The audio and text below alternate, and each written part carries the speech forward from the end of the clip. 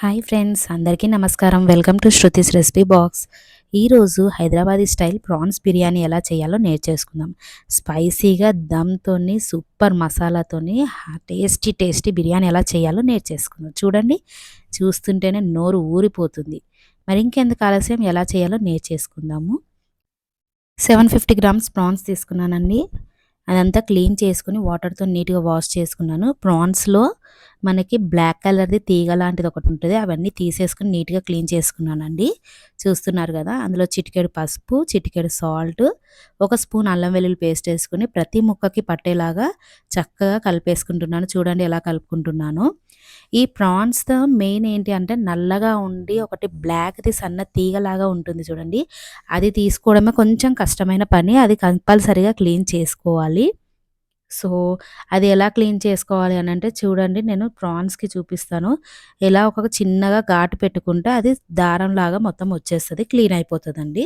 కొంచెం time టేకింగే, but clean చేసేసుకుంటే మాత్రం ప్రాన్స్ అంత ఈజీగా వంట ఏది ఉండదు. చాలా సింపుల్‌గా అయిపోతది. సో, ఏదైతే మ్యారినేట్ చేసుకొని పెట్టుకున్నానో నేను అదంతా ఒక ప్యాన్‌లో తీసేసుకొని మొత్తము కొంచెం ఒక 10 నిమిషాలు ఉడకపెట్టుకుంటున్నాను. చూస్తున్నారుగా, 10 నిమిషాలు ఉడకపెట్టేసుకుంటున్నాను. చూడండి, వాటర్ అంతా తేలిపోయింది. నేనేం వాటర్ వేసుకోలేదు సెపరేట్‌గా. దాంట్లో నుంచే ప్రాన్స్ వాష్ చేసుకున్నాక దాంట్లో నుంచి సెల్ఫ్‌గా వచ్చిన వాటర్‌నే. ఆ వాటర్‌ని ఇంకాల్సిన అవసరం ఏం లేదు. కొంచెం ఉడికిపోతే 10 నిమిషాల తర్వాత తీసేసుకోవచ్చు. ఇప్పుడు ఒక జార్‌లో నేను 15 పచ్చిమిర్చిలు, ఒక ఎల్లిపాయదేసుకున్నాను. అంతే. ఫిష్‌కి సంబంధించిన వంటలు, ప్రాన్స్‌కి, సీ ఫుడ్‌కి సంబంధించిన వంటలలో జీలకర్ర వేసుకుంటే టేస్ట్ బావుంటదండి. అందుకే ఒక స్పూన్ జీలకర్ర వేసుకున్నాను. కొంచెం కొత్తిమీర, కొంచెం సాల్ట్ ఏసుకొని మిక్సీ పట్టేసుకున్నాను. ఇప్పుడు మ్యారినేషన్ ఎలా చేయాలో చూసేద్దాము. ఓకేనా? ఏదైతే బాయిల్ చేసుకున్న ప్రాన్స్ ఉన్నాయో నేను అవి ఒక బౌల్‌లో తీసుకొని దాంట్లో 3 టేబుల్ స్పూన్ అల్లం వెల్లుల్లి పేస్ట్ వేసుకున్నాను.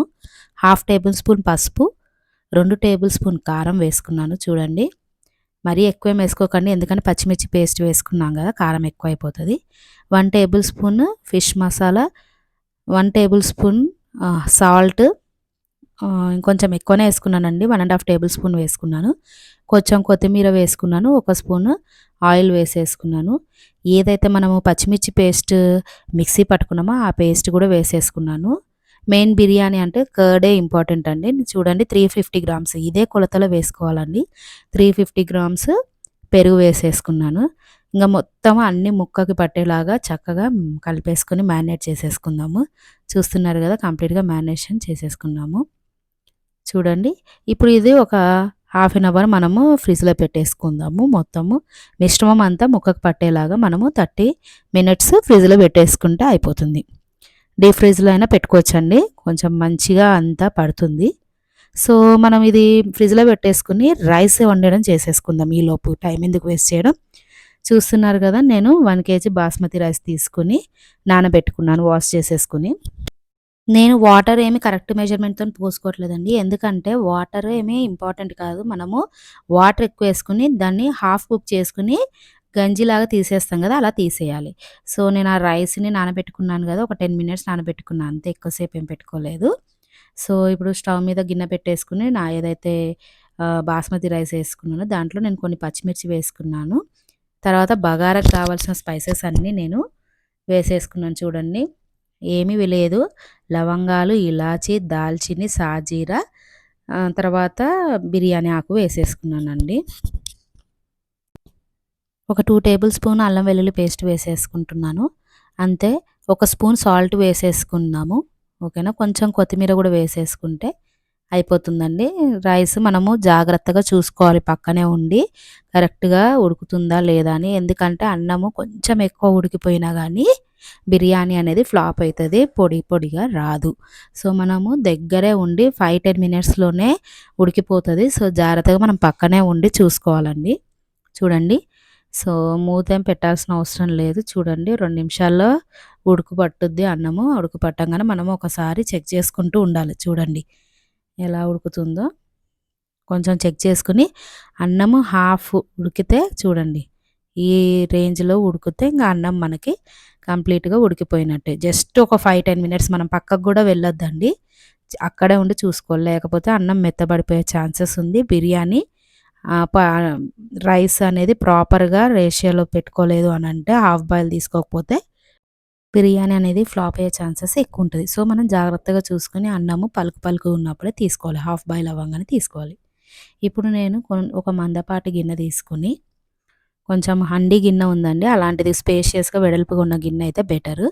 అందులో నేను 3 టేబుల్ స్పూన్ ఆయిల్ వేసేసుకుని, ఈ ఏదైతే మిశ్రమం మనం మ్యారినేట్ చేసుకుని ఫ్రిడ్జ్లో పెట్టుకున్నామో అది తీసుకొచ్చేసుకొని ఇందులో వేసేసేయాలండి. వేసేసి ఒక్కసారి ఇలా కలిపేయాలి. చూడండి, ఒకసారి గంటెతోని కలిపేసేసి, చూస్తున్నారు కదా, అలా కలిపేసేసి దాని మీద మనం రైస్ వేసేసుకోవడమే. అంతే, చాలా సింపుల్ అండి. బిర్యానీ అంటే ఏదో చాలా కష్టమైన ప్రాసెస్, చాలా లెంతీ ప్రాసెస్ అని అనుకుంటారు కానీ చాలా సింపుల్. ఏముంది, మ్యారినేట్ చేసుకుని నేను పక్కన పెట్టేసుకున్నాను. ఈలోపు రైస్ వండేసుకున్నాను. ఇంతలోపు ఇంకో గిన్నె తీసుకుని ఇది చేసేసుకున్నాను. చాలా సింపుల్ అండి, చాలా ఈజీ. టేస్ట్ కూడా సూపర్ అదిరిపోను ఉంటుంది. ఇంకా మనం ఏదైతే రైస్ పక్కకు పెట్టుకున్నామో ఆ రైస్ని మొత్తము స్ప్రెడ్ అయ్యేటట్టుగా వేసుకోవాలి. చూడండి, ఏమి గంటెతోని మనం కలపొద్దు, జస్ట్ రైస్ పైన వేయాలంతే. స్టవ్, ముఖ్యంగా స్టవ్ సిమ్లో పెట్టుకోవాలండి. స్టవ్ అనేది మాత్రం పెద్దగా పెట్టుకోవద్దు. ఎందుకంటే మనం దమ్ చేయాలి కాబట్టి. ఆల్రెడీ ప్రాన్స్ మనము ప్రీ కుక్ చేసుకున్నాము, ఆల్రెడీ ముందే ఉడకపెట్టుకున్నాం కాబట్టి అంత టైం ఏం పట్టదు. జస్ట్ మసాలాలే కాబట్టి ఒక 20-25 మినిట్స్లో అది ఉడికిపోతుంది. కాబట్టి మనము అంత హెవీగా ఎక్కువ ఫ్లేమ్ పెట్టకూడదు, సిమ్లో పెట్టుకుంటే సరిపోతుంది. చూస్తున్నారు కదా, నేను మార్కెట్లో దొరికే ఇన్స్టెంట్ మసాలాలు యూజ్ చేసుకున్నాను. ఫిష్ మసాలా, తర్వాత బిర్యానీ మసాలా 2 మిక్స్ చేసేసుకొని ఇలా ఆ పౌడర్ని వేసుకున్నానండి.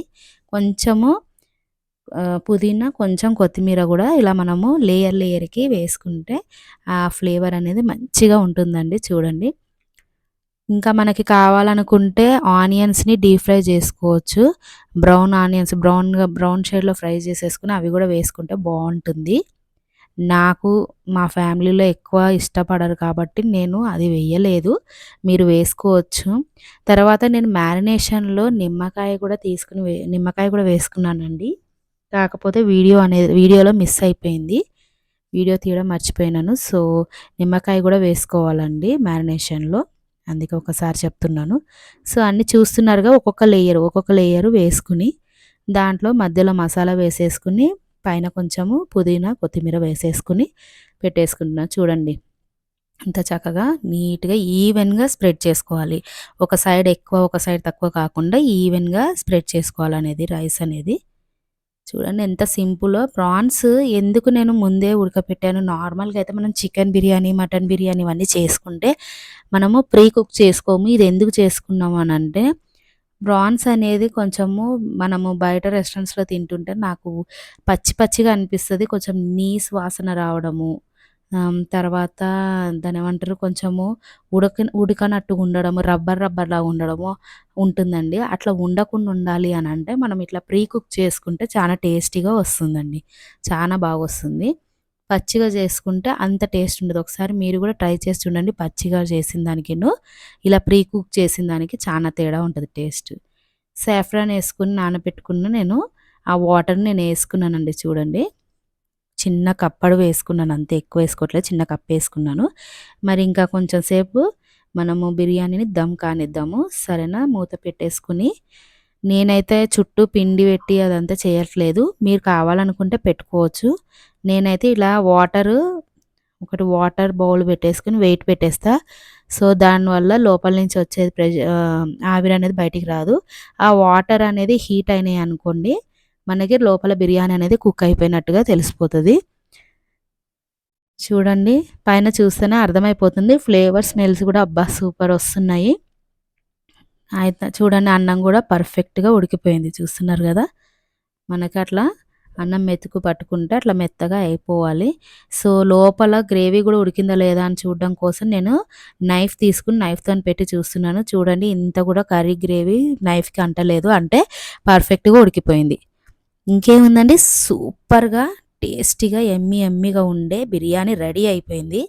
ఇంకా ఈ సండే మీరు ఈ బిర్యానీ ట్రై చేయాల్సిందే. నాకు ఎలా వచ్చిందో కమెంట్ బాక్స్లో చెప్పాలి, ఓకేనా.